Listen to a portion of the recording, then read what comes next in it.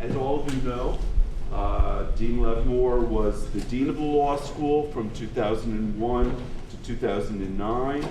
He is currently the William B. Graham Distinguished Service Professor of Law at the law school, and is in anyone's short list of the top academics in law, Dean Levmore would be very high up, if not number one, number two, you know, in that small group that you would argue about being the very top of the field. And we are very lucky that not only is he going to be giving this lecture and teaching at the law school, but that someone of his caliber was dean of our law school for 8 or 9 years, and actually 9 years. Now, Saul Levmore writes and teaches in an enormous number of areas. As someone who really writes and teaches in only 1 or 2 areas myself, I'm just in awe of him. I mean, I took another look at his resume this morning, and you know, the articles are in a wide range of subjects ranging from public choice to comparative law, nonprofit organizations, tax, copyright. I mean, in truth, that in and of itself is true Chicago style, right? Being fluent and an expert across the board.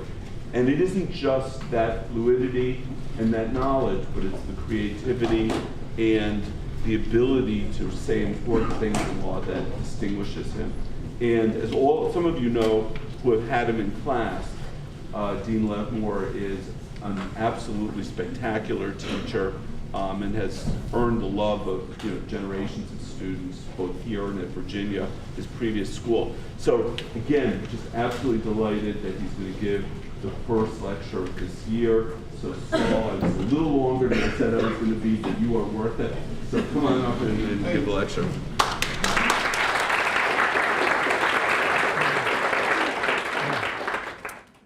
Well, thank you, Dean Schill. If I had more time, I could try to do an introduction about how that was one of the best, or maybe the second best introduction I've heard, or something of the sort, but I won't go there.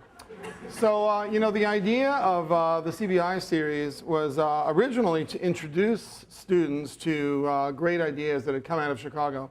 It was done as part of our centennial celebration. So, the idea was that in the first lecture, somebody would come and explain the Coase theorem to you, and the next lecture, somebody would come and explain some other great development to you. But our faculty, being what we are, I included, after 4 or 5 of those, it turned into, well, let me tell you my latest idea, and that must be one of Chicago's best ideas, after all, or for better or worse, one of. So, you could think of this maybe as a CWI series, if you want, but we'll see. But I thought I would start it by telling you one of the famous Chicago best ideas that I'm starting from, or 2 maybe of Chicago's best ideas from the days of yore. And then you'll see what I'm going, and I'm going to go fast because as in all things at Chicago, we should have some time for questions afterwards. So if I start too fast for you because you've never thought about any of these things, that's okay. There'll be a breather after about 5 minutes where I'll get right into the intellectual property stuff. And then you can start your brain up again if you are not with it until then. But let me just situate it this way. So one of Chicago's really best ideas, one that we only have a partial claim to, associated with an economist, Harold Demsetz, and a number of other people, is this idea that property's terrific. I'll make a little bit of fun of it as I go.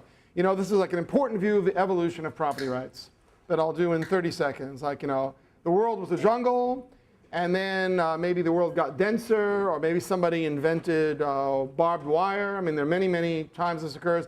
It becomes technologically feasible to fence in an area, and I'm obviously shortening the story, and private property is invented. Private property is fantastic because it allows people to reap what they sow, as the famous expression goes, and then people work harder, and they trade, and the world's a great place, and prosperity comes, and strong property rights, prosperity. And that is a view strongly associated with Chicago and lots of other things. So let's call that a very, very old, an original law in economics, Chicago's best idea.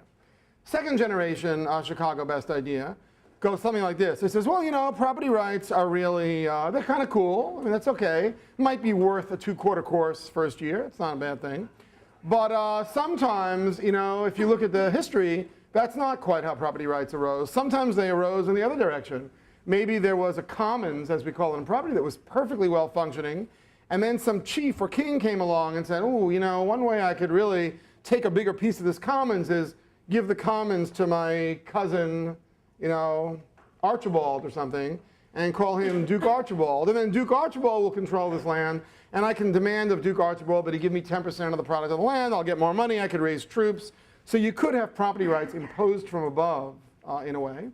Or maybe some interest group. Maybe the fence makers, you know, got together and they said, wow, if only we had private property, there'd be a really big market for our barbed wire fence. And so maybe they go lobby the king or give the king an extra present for his birthday or something like that.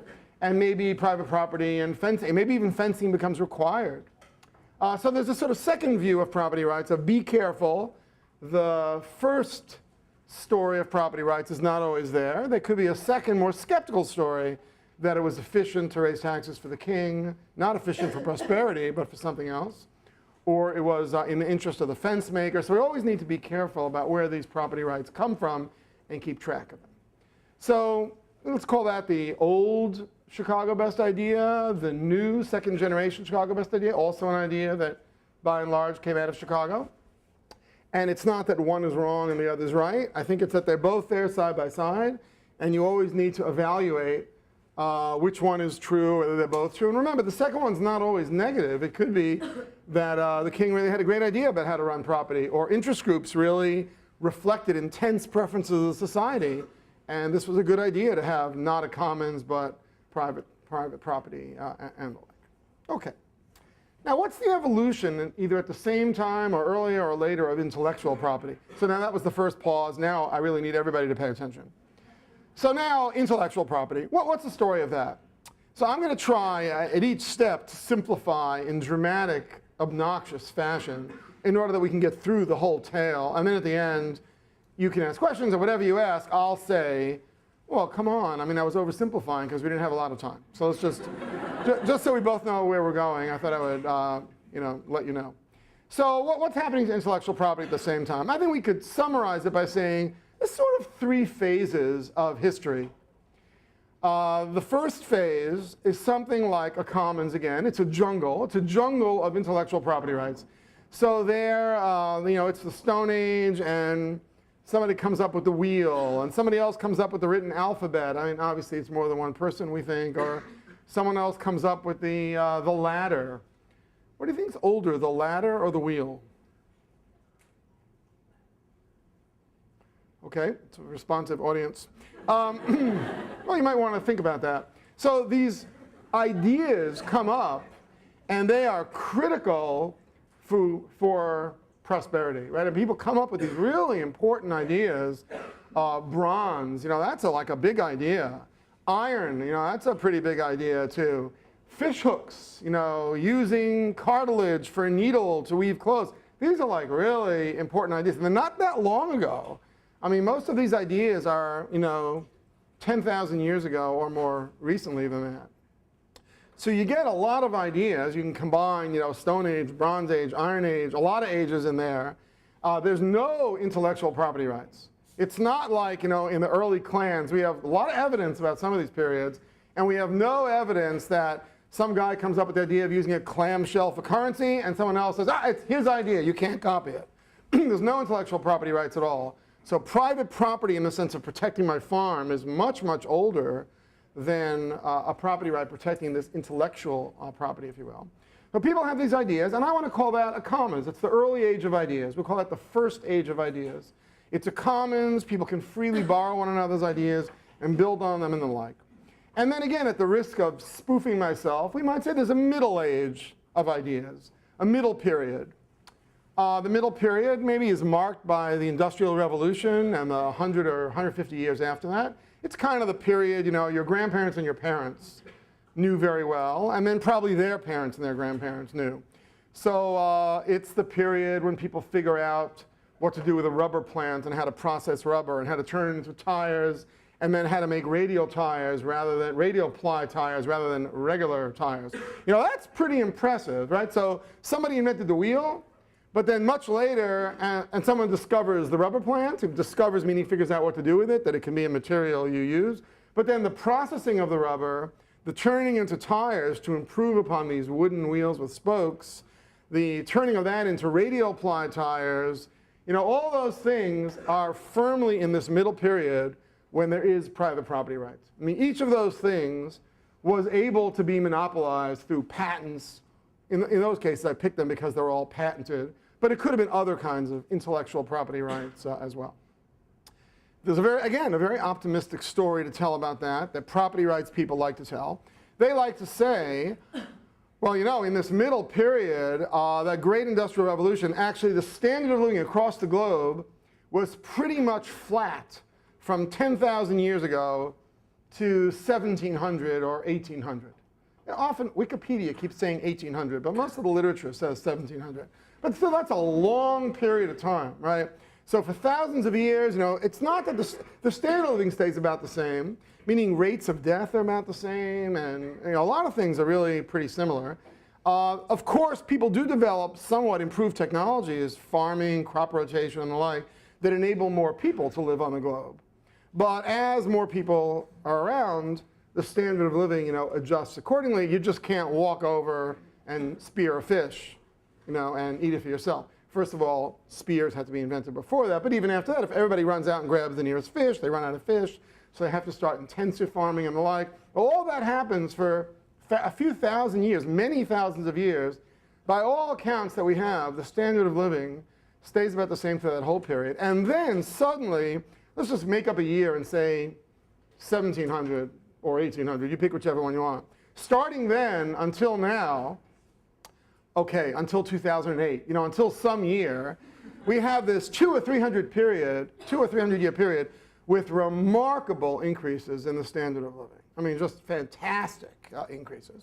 And again, the very optimistic story is to say, that's no accident that that's connected to the development of intellectual property rights. It's true that in ancient Greece and in 1400s Venice, we had the beginnings of patent systems. You could do this, you could do that. But by and large, say in Western Europe, in Africa, in Asia, except for a few little things, there were basically no property rights. Certainly not on making rubber tires. You could not have gotten a patent on that anywhere.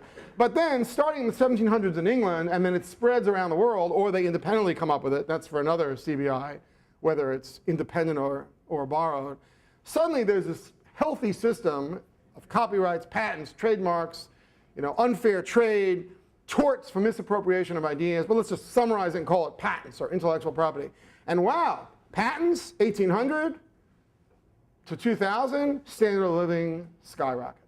So that's a very, very optimistic story again. Okay, I'm willing to accept that phase. And then I think we should say there's an advanced phase.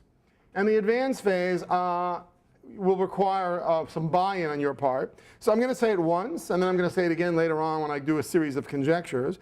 In the advanced phase, I want to say something like, I'll make a prediction for the next 100 or 200 years. I won't be here for some of it to say whether it's true or not. Dean Schill will probably still be the dean, and we can ask him whether it's true in 200 years or not. The prediction is something like, you know, we might be entering, say for the next 20 or 30 years to be realistic. I think I'm not alone in thinking that we're probably entering another age of ideas. And by ideas now I mean something very specifically. As you might know from what you've read, patent law, for example, and there's a parallel in other areas of law, patent law distinguishes rather strongly between ideas and things or devices. So if I have a really cool idea, like, ooh, we could have an app so that you pull it out and you push a thing, and then it tells you if there are 5-star restaurants nearby. That, put that way, is probably not able to be, you cannot patent that. It's an idea of finding restaurants, the idea of a social network site, the idea of a great law school. None of these things can be patented. On the other hand, concreteness or devices, you know, the iPhone and how it works, that certainly can be patented. You know, the radial ply bias tire that certainly can be patented. The idea of, oh, it'd really be great if you had this cart, and instead of having a horse in front of it, you had these wheels and an engine, you go. No, no, no, no. No one got a patent on it. Nobody could get a patent on it. It might be at the margins that you get a patent on some of that today. But again, I'm taking a lot of shortcuts. Basically, the idea-device distinction is what we call it in intellectual property. No patenting, no property rights on abstract ideas, as the expression goes. Patenting requires a concrete, useful, novel device. So my claim is going to be, again, this is not particularly original, is that we're probably entering a phase where while the idea-device rule, distinction, was true for the last couple hundred years, it was a period of a lot of devices. It was the steam engine and this and the iPhone and it was radial tires and thousands and thousands of ideas. And it might be that I gave you a fair description that 5,000 years earlier was kind of a period of ideas. Hey guys, alphabet, well, what do you think? Ladder, wheel, roll it over. I would call that an age of ideas. And maybe now we're entering what you might think of as a second age of ideas. Again, I don't mean that there weren't any ideas in 1812. I just mean that the ratio of devices to ideas is different in different periods of history. And whereas it might have been idea-intensive 5,000 to 10,000 years ago, I think it's idea-intensive now. And it's likely to be idea-intensive in the coming decades. But probably in 1800 or 1900, it was device-intensive. You need to buy into that trichotomy. If you don't like it, I guess you could just get up and leave. But I mean, everything depends on your sort of agreeing that it's plausible that we've had those three periods. I'll give you two applications just to make sure you're on the same wavelength. I've sort of given one already, right, with the apps kind of thing. You can imagine that figuring out the shape of the Earth, longitude, latitude, that was in the first age of ideas. What does our planet look like and where are you on it? Nothing patented. Age of devices was, GPS device. I mean, that thing in my car has got a whole bunch of patents and copyrights on it, that GPS device over there. But the future might be something like, you don't even know the beginning of what you can do with that iPhone or that Garmin device. I mean, all sorts of ways that you could connect it to other apps and other things and figure out where you are and it's limited only by my imagination in describing to you the ideas. But that's, again, the claim, that the coming age of ideas is largely using devices we already know. Now, of course, people have an incentive to tie those ideas to devices in order to get patented, but ignore that for now or forever, since I don't know that we'll come back to it. That's the sort of idea thing. I don't know, you want another one? So wisdom of crowds. We have this idea now that, wow, you can, thousands and thousands of people on a social network or other site or on InTrade have a much better idea of who's going to win the next baseball game than the expert does on who's going to win the next baseball game. That is a great idea, this wisdom of crowds idea, traced back maybe to Condorcet in the 1700s or other people long before that. But apps of that idea, are yet in the future. Only now we're beginning to see these information markets and things like that. Again, there's a huge world out there. And I'm imagining that in the next 20 or 30 years, we'll have many of that. Well, let's say that's right. Let's say it's true that we're entering a new age of ideas. I think you might link it if you want, but if you're uncomfortable calling it the new age of ideas, you could just associate it with a sort of service economy. I'm not really sure what the word service economy means, but sometimes that makes people comfortable. They think, there was like an industrial age when we made things and we had big factories, and I associate that with patents. And now we're in a service economy where we have law firms and accounting firms and consulting firms and this firm and that firm, and it's a service economy. And the service economy is almost by the definition, if there is one, not so much tied to devices as it is tied to ideas and applying ideas. And that's the same distinction I want to draw. So when I think service economy, I think idea economy. So now what about in this new age of ideas? What's the role of property rights? Two views. View one, oh boy, goes view one. View one is a pessimistic, I'll associate view one with our own Richard Epstein. View one goes something like this. Well, in the 1800s and 1900s, we had this idea-device distinction, and we gave property protection to devices, as everybody here already knows, and we didn't give it to abstract ideas. And okay, we got away with it because we were mostly about devices. But now, are you kidding? Our country especially, we're 99% ideas and 1% devices. We don't do devices. We're all ideas. We don't make widgets anymore in the United States. We wouldn't even know a concrete Turner if it hit us in the face. We're about ideas. And we have this legal system that gives no protection to ideas. The only way you get a protection is by being faster than the other guy and selling it for a while until it's copied in China or India or Indiana or other striving places. And that's not good for us, and that's going to reduce the incentive on people. People who have good ideas will move. They'll go to countries that protect ideas. Or people won't have ideas in the first place because they'd rather go swimming or make concrete or do something which is not their highest value use. They're really good at coming up with new apps. So the view number one is we really got to change the idea-device distinction, give property right protection to ideas, expand what we call devices, you might do it in legal terms, or just look at it in its face and say, oh, we're now an idea economy, we got to give protection to ideas, let's go.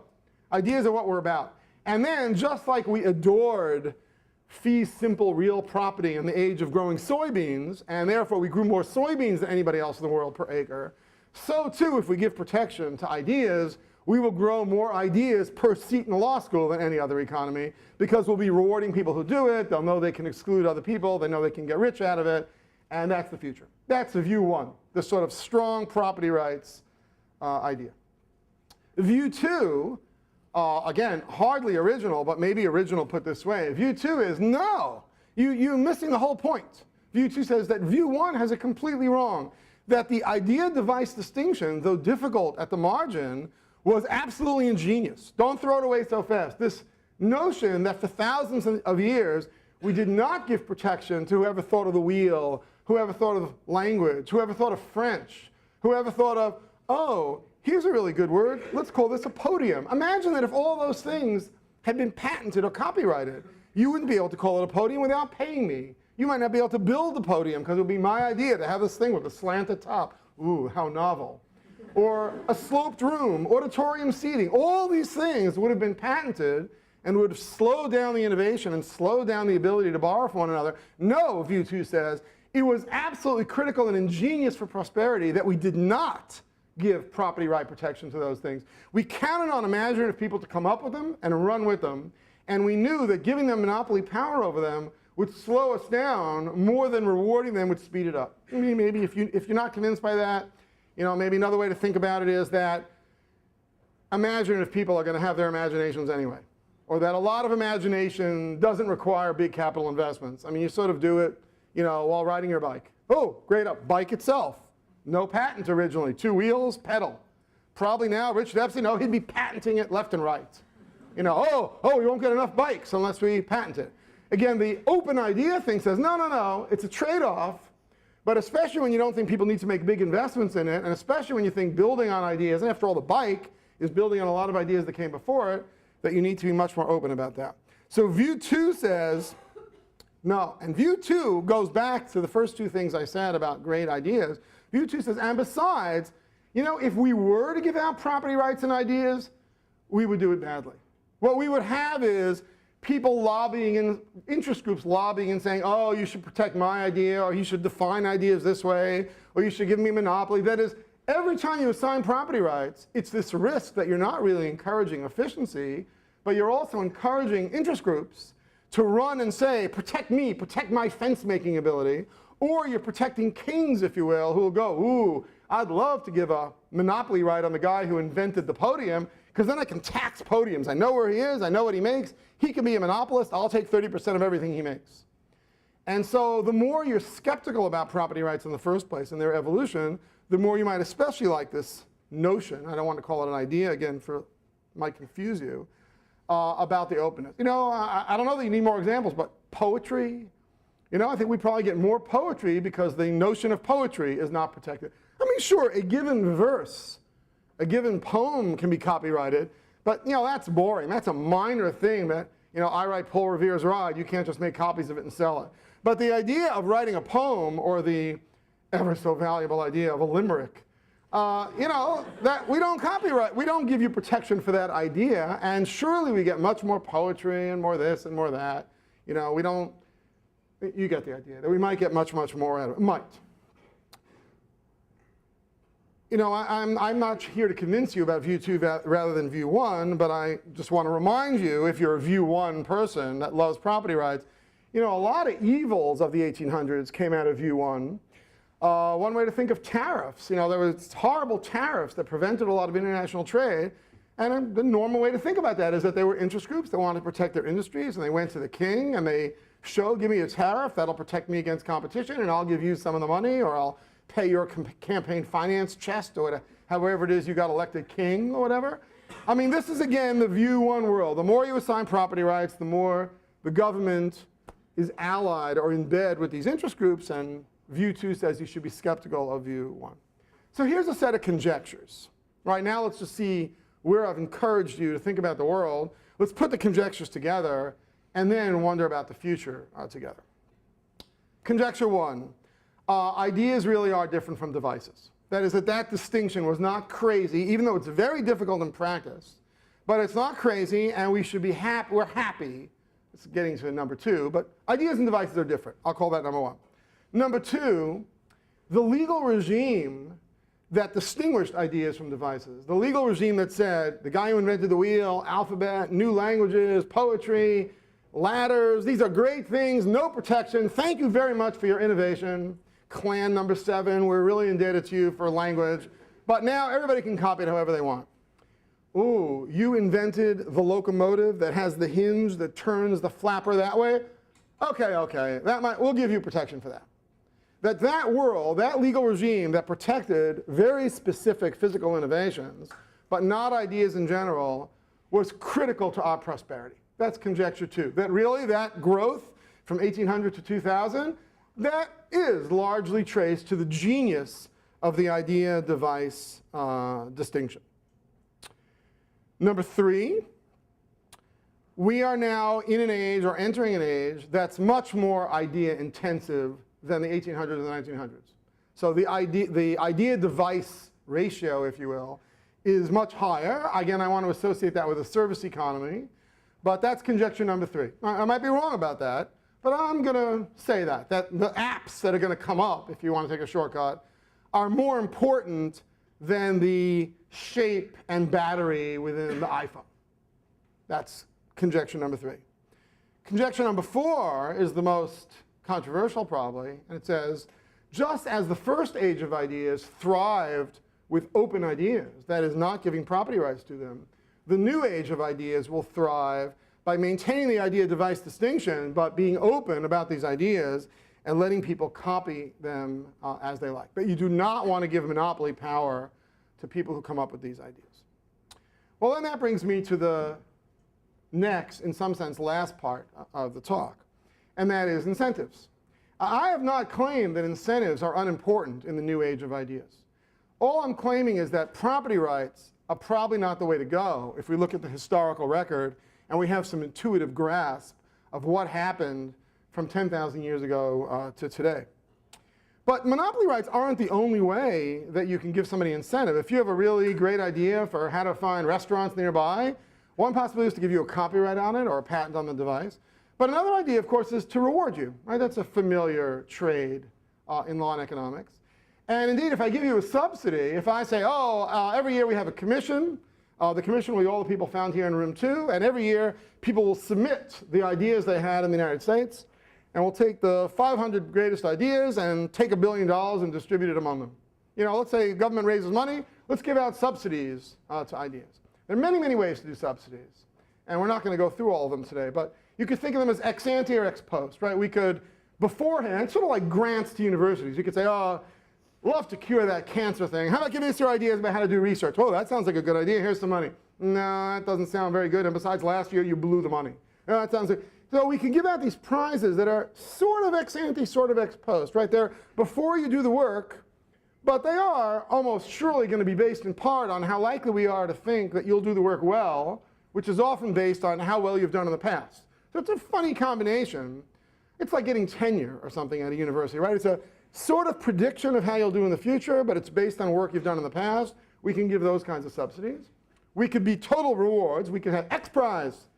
First person to figure out this. First person for a 100-mile-a-gallon car. We can really set very specific ex post rules. And we can do all sorts of combinations of them.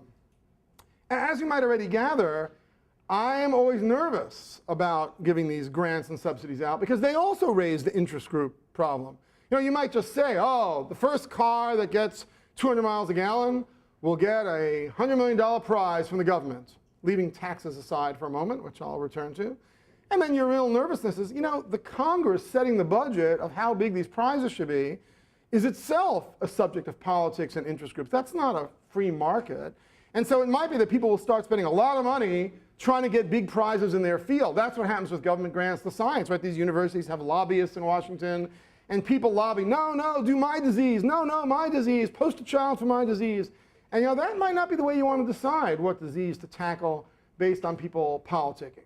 There are plans that say, let's try to assess the social utility of the vaccine you came up with, but the social utility of the drug you came up with, and give money accordingly. But again, the size of the budget you have is a matter of politics. So there is what we call in public choice theory a kind of rent-seeking problem there, that people will spend a lot of resources trying to get more resources sent their way for these prizes, even if the way to win the prizes is completely meritocratic. Still, I'm willing to predict that prizes will dominate property rights for a couple reasons. One, they just seem better economically, right? And rather than having monopoly, they encourage more of things rather than giving you incentive to cut back and sell fewer of things. Also, it's not as obvious. Every time I give somebody a property right, there'll be other people who are made worse off. You know, often when you give prizes, people might, even your competitor might think, well, she won the prize this time, but I might win it next time, or we can both win the prize. You know, it's a little less obvious that your prize comes at my expense. The major disadvantage they have is that they're not self-funding. A really great thing about a patent is, okay, here's your prize, monopoly on selling the thing, and then go sell it, and the higher price you get out of being the only one to sell it is what funds you. Whereas prizes require setting aside a portion of GNP and giving it to people as rewards, again, either ex ante, ex post, or in a combination. That requires raising taxes, and taxes themselves are subject to rent-seeking and politics, and we might get the taxes wrong and create inefficiency by them. So that is a real advantage of property rights, though I don't think it's one that will dominate too far. It's just one we need to be careful of. You know, these systems were not unknown. I just read, it's not a new book, it was written in 1940-something, but this fantastic history of Columbus by Samuel Eliot Morison, this famous historian, now, I think, now dead. It's really a great history. And one of the things you just see over and over in Columbus's life is that I hadn't realized is how often the government used subsidies when it could have used property rights. So they send these explorers around the world. The explorers say, I want to go around the world. Give me a ship. You don't give me a big enough ship. I'll go next door to Portugal. Give me a bigger ship. And they bargain among governments. And then these explorers go, and there are many ways to reward them. One would be to say, okay, if you discover, say, Haiti in the Dominican Republic, to do a Columbus one, if you're the first to claim an island, let's now call it Hispaniola looking backward, you can be the viceroy of Hispaniola, and you'll get 10% of all the taxes we raise in Hispaniola. Now, that would be a kind of monopoly power over Hispaniola. And that was not unknown in those days.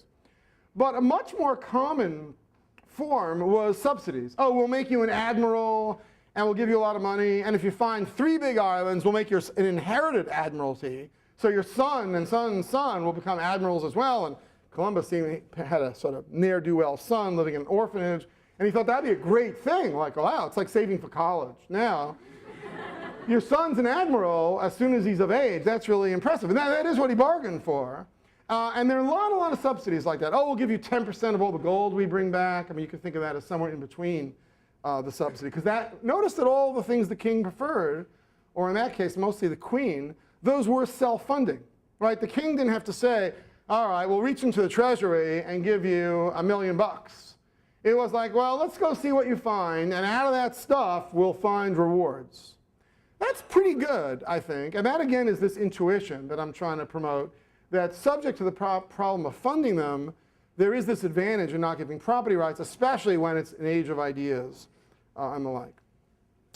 You know, prizes also don't interfere with downstream users, right? One problem with patents and copyrights that most of you probably know, or if you've taken any of these courses yet, or if you own an iPhone or anything, is that, a lot of times people aren't sure if they want a stronger patent, because the more patent law is strong on what they have, the more they might be in trouble with the components they use, right? They're using things that other people invented, and then they owe them money. So some inventors aren't sure if they're more often going to be downstream or they're more often going to be upstream, and so there's a little bit of a trade-off, much more than there is in copyright law. Again, that's a really nice thing about prizes meaning rewards, subsidies, prizes, all put together.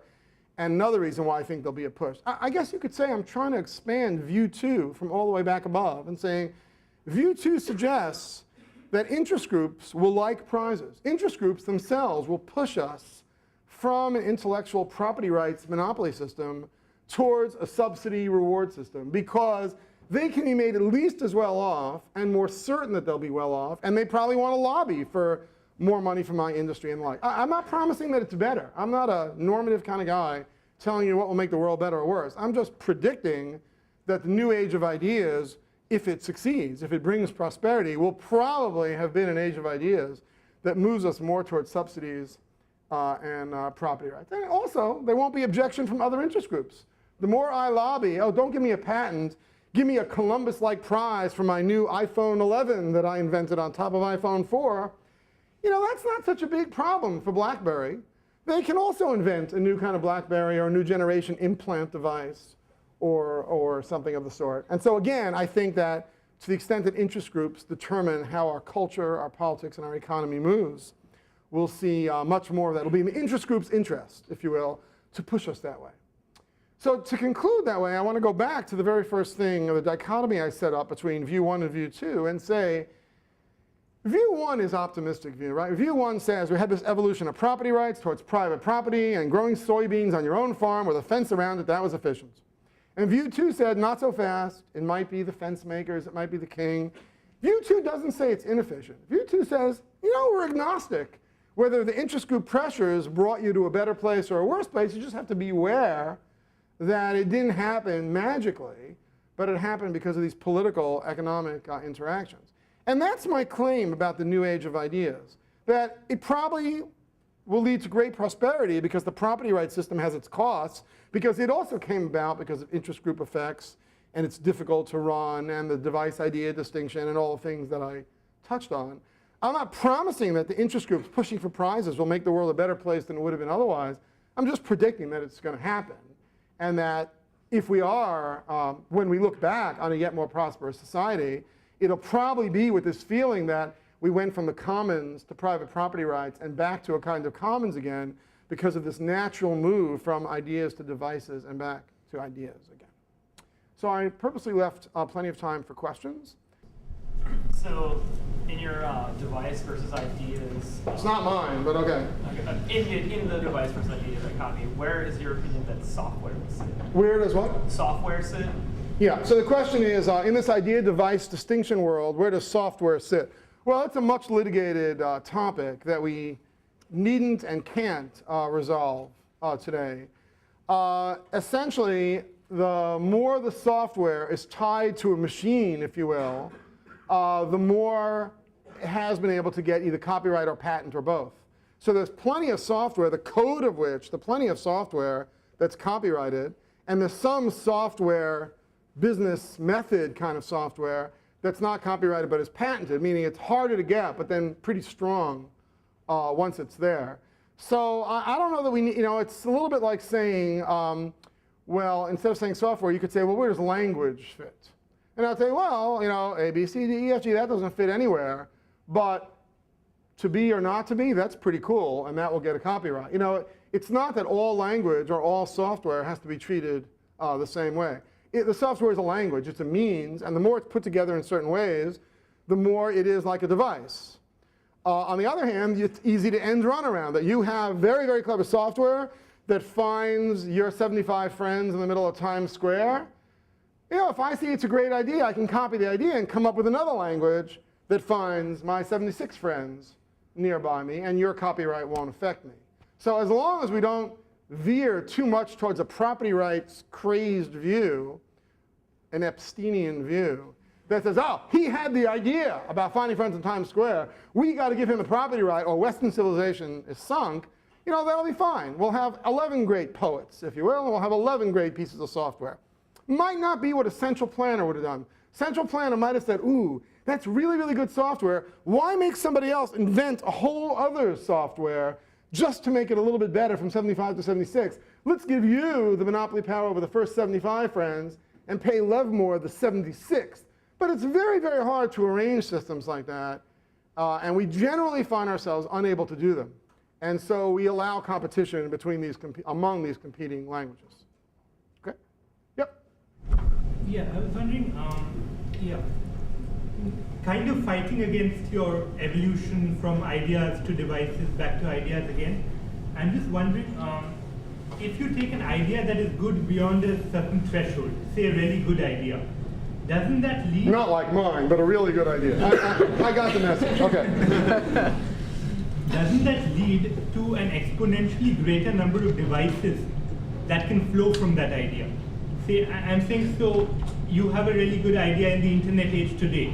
Aren't there going to be a lot of devices stemming from that idea that you can't even predict today? I'm just not that convinced that the iPhone is going to be the only device that can confine all these applications. That's what I'm wondering about. Yeah, okay, so the question was, wait a minute, you chopped the picture at the wrong time. A really, really good idea will lead to a zillion devices. The wheel led to the car, airplane, locomotive, ox cart, to a lot of devices. So just because we have really big ideas, why do you insist that ideas will beget more ideas rather than ideas begetting lots and lots of devices? And even if I'm right about the ratio at present, the ratio might flip because these ideas might beget a lot of devices. Is that a fair description of your question? Well, that would be fine. I mean, you know, if it's a rich device mix, that's okay. I don't think so. Again, you're buying into the idea-device distinction, and I appreciate that. You know, it would be okay with me if somebody said, you know, it's going to get so hard to distinguish, we should just err more on the side of ideas. That would be fine too. Again, I'm agnostic. My real claim is that interest groups are going to push for more property rights if we let them. And I don't think we want to let them. We wouldn't have let them do that with the alphabet. And we might be better off letting them push us towards prizes and rewards. Right? That's really my normative message, if you must have it, even if you're right. But it's not my instinct. I mean, you would never have said that about language, right? I mean, languages, written language came about. It's an amazing idea when you think about it. You know, 12,000 years ago, we have no written languages. You know, occasional marks that might have meant, you know, 8 people here or 4 years gone by. You know, we don't quite know what they mean.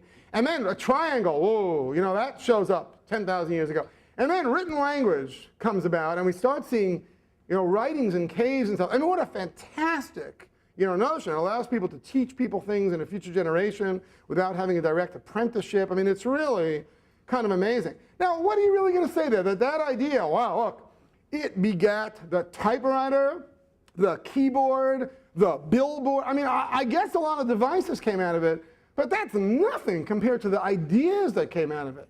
You know, literature and speech and different languages and cursing and, you know, all these things were made possible by, you know, you never would say that about those ideas. Even the wheel generating a lot of clever devices is nothing compared to the amazing, think of a cart, and then the amazing number of ideas to which a cart could be put. You know, a knife, you know, a bladed knife is a really brilliant invention, but nothing in a sense like the ideas that came out of it. So I don't, you know, I'm not worried about that, but if you were right, that would be okay. I would handle it the way I started out.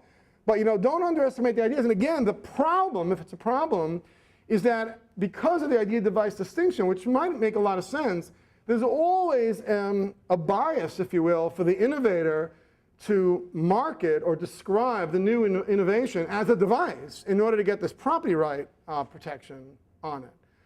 You know, that's consulting services aside, right? If I have a better way to grow soybean, I guess what I'm supposed to do is get my own acres and plant soybean and show that it's better and not tell you how I did it. It's very hard to do that. You know, better would be just to knock on your fence and say, give me 50 drachma and I'll tell you how to grow twice as many soybeans. You might say, well, how do I know? You know, it's not so easy to negotiate that historically. So again, I think focusing on the ideas really describes, you know, an enormous part of this innovation. I'm just allowing that, even if it's true that the 18 and 1900s, what spurred growth was allowing people to have property rights on these devices. I'm not sure it's true, but I'm allowing. Maybe it is true. Just saying I don't think the ratio is as thick with devices in the future, in the near future, as it was in the past. And moreover, if it is thick with it, I'm worried that interest groups will really get a hold of it. They will determine which devices get property rights, and I don't think I really want that. Anybody on this side? Uh-huh. I guess I wanted to ask about how you see the interest groups going forward, especially with the rewards. Especially with a reward or subsidies program. In that, our concern with property rights is that the interest groups will capture, get property rights in their specific industry. But I don't see how a reward or subsidy program is any less zero sum. In that, and in some ways I think it might be more so, because now they're going to be competing with other industries rather than just people within their own industry. And as a result, the value of their influence in policymakers who create the subsidies and rewards will be further emphasized, where in a property regime, it's not quite as emphasized because at least it is self-generating income. I completely agree. I'll give an example. So don't misunderstand me. I am not being normative about this. Let's just pick it. You might be right. Maybe we should be nervous. I'm just predicting that's the path that prosperity will take. I'm not predicting that it's better than an opposing path. So let's try it out with a real example. We're in the middle of this healthcare boom meaning in the sense the budget's booming, and we sense that maybe we could do what almost every other country in the world manages to do, which is to live as long as we do without spending all our money on it. How come they can do it, we can't? So we want to try to improve that a little bit. So one possibility is property rights, right? That would be the Epstein view. It would be shorten the amount of period until people get patents on drugs. It shouldn't take so long, and we shouldn't test it, and we should take drugs from other countries and market them right away. And we should give property rights on new innovations about how to use the devices. You have a new use for the MRI, we should give you a property right on it. So, more and more property, more and more capitalism, more and more innovation, more prosperity. That's view one, right? And again, my claim is, interest groups like that. Interest groups are lobbying. The drug makers would like a shorter period to introduce their drugs. They would like, et cetera. And more things should be patentable.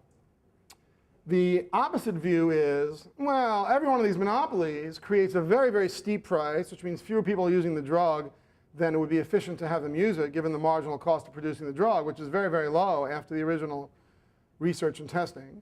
And, but we need to give people an incentive to make the drugs.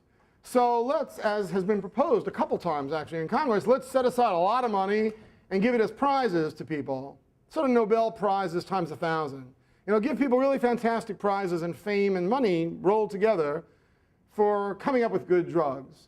And then once we have the drug, the government will own it and can sell it at its marginal cost or outsource it to private industry to manufacture for 8 cents a pill or whatever it might cost to actually make the thing.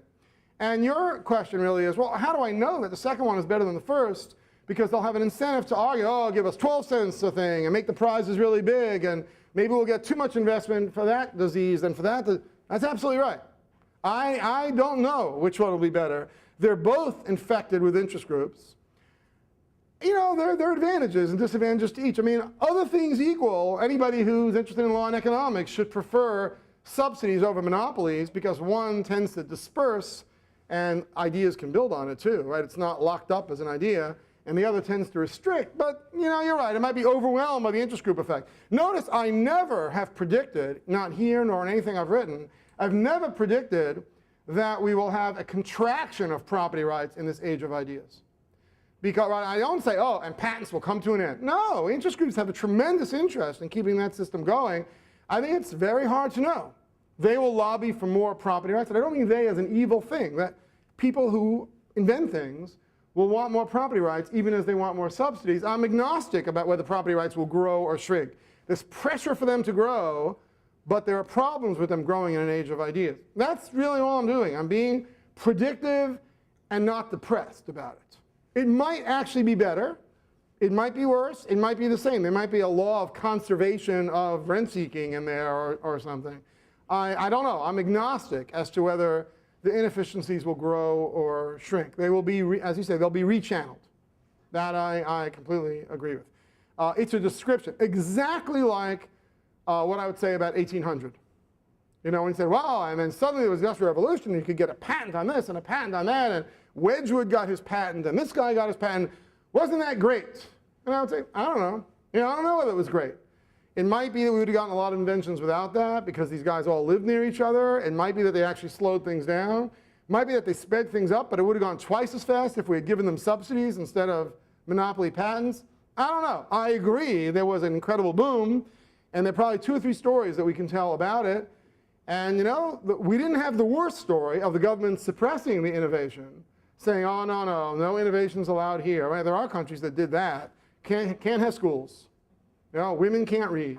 You know, I'm sure that's anti-prosperity, the different interest groups. But these are all plausible prosperity stories, an interest group wanting to get more of the pie and a bigger pie. So I don't have a normative view between those choices. I'm wondering what your story is in terms of why the interest groups would be powerful. So it seems like an idea-making interest group would be more likely to be geographically dispersed, and maybe even having ideas is almost involuntary, so they're going to have them whether or not they try. There might be less need for capital investment, that sort of thing. All these things seem to point in the direction that they would be, you know, higher transaction costs and less likely to be able to coordinate. Whereas, let me hear the other side, whereas the inventors of locomotives, they... Because they have to... what makes them so undispersed? I mean, I don't think that necessarily the idea of the locomotive is going to be undispersed, but maybe having to coordinate to build the locomotive is going to make them less dispersed. Yeah, that's a great question. I think my answer will disappoint you, but you're used to that. And it goes something like this. I've misdescribed it, I think, and you understood me correctly, but I wish I hadn't described it that way. I described it as, oh, and then there'll be these 5 interest groups, and they'll work this out. No. What's going on is there are 1,000 putative interest groups out there. There are lots and lots of people who would like to get, ooh, there's the group of 2 Ls at the University of Chicago Law School. They would like to get more government aid. Ooh, there's people who like getting sandwiches in boxes rather than in plastic containers. I mean, all these things, there are a million potential interest groups. We sort of see them ex post. After the fact, we see the 800 out of the million that somehow, some people think magically, some people think by the charisma of leaders, some people think by the right transactions cost at the right time. And there are all sorts of difficult explanations about why the NRA works, why the AARP works, why the corrugated box makers are actually in really good shape and have their own tariff system, why the designers of vessel hulls of the United States have their own copyright act. And meanwhile, the poor guy designing this desk is nowhere. It's just an idea, get out. So I don't really claim to be presenting a theory about why of all these million possible interest groups, 800 of them emerge as potent. They're organized, they got the little thing on K Street, they somehow have convinced everybody to pay dues, even though one of Chicago's other not so best ideas, I guess, said, you can't overcome collective action problems. I mean, somehow or other, 800 out of a million overcame their collective action problems. They got together, and then the group, wow, once they got going, it's very hard to derail them because once you try to take things away, people can see their losses, and there's an endowment effect and all that. So that's kind of my answer, is that after the fact, we see they're organized. I don't really know why of all these dispersed groups, some of them get organized. I have some theories about it, some of which you've heard in the past, but a lot of them are mysterious. I'll give you one that's on my mind these days. Take investigative journalists. That seems like an odd interest group because I've been thinking about them as, if newspapers are really going away, then what's going to happen to them? And they might be ripe for rewards. It's another project I'm working on. And maybe we should think of a very different kind of system where we will reward good journalism, pay them, out of government funds that we raise some other way. Rather than, the old scheme is a little bit bizarre. You sell more classified ads, and that gives you some money to hire Woodward and Bernstein. And it's just a little bit of a strange system, though I understand you might think it's better than my reward system. But again, it seems a little like, wow, why would that work out optimally? But now that the classified ads are all gone, and they've moved to the internet, we could try to come up with local investigative journalists and put them on the internet and pay them, basically. So maybe we're ripe there to move. But if I ask your question, I look backwards and I think, Well, why does anybody care about the newspapers? Where's that interest group? Or are the journalists organized or not organized? I guess not very well organized, or they would have come up with this reward system. And I don't mean like Pulitzer Prizes, where you get like a free chicken lunch or something. I mean real rewards. You know, I think that might happen, but they are dispersed. So it would require some other groups out there, maybe newspapers going into bankruptcy that'll be taken over, that'll turn the money over for that and start a prize fund or something. I don't really know. So I don't feel good about ex ante predicting where these interest groups are. You know, it's very easy to tell a story that, oh, the shipbuilders, they got us into World War I when they got us there because, you know, the playmakers and BP Oil. What about all the other industries? Like, why didn't the baseball stadium makers block that? You know, there are a lot of industries that gain, a lot that lose from all these moves. We're always looking back saying, wow, that configuration of interest groups got us where we're going. I think those stories are very, very powerful, but they all refuse to answer your question about how did it happen that those interest groups got powerful rather than others. And since I'm going to finish now, I'll just say, you know, think about how we're going to describe this year to the generation that comes after us. You know, they're going to say, how did it happen that Obama got elected? How did it happen that the Tea Party rose and knocked these things out? I think we'll be at a complete loss. We'll just say, well, there were thousands of people yelling and screaming or pandering on the airwaves and on the internet, and some of them just kind of took hold. It was the Sarah Palin look, or and you know, grandchildren will say, Sarah Palin, like, why did she get a lot of money and a lot of votes? Tea Party, why that? And not the Migratory Bird Association. And I think we'll just say, I have no idea. It really seems hard, just like it's hard to describe fads, you know, why did hemlines go up or something? It'll be very hard to describe fads in interest groups. And so I don't claim to have a good theory about that. I'm just looking backwards at them. But it doesn't worry me that I don't have a theory about that. So that's, for those of you who are 1Ls, that's what a CBI is. We fool you into getting more education than you paid for by giving you a free lunch, courtesy of a great dean. And thank you very much for coming. Don't forget your next class.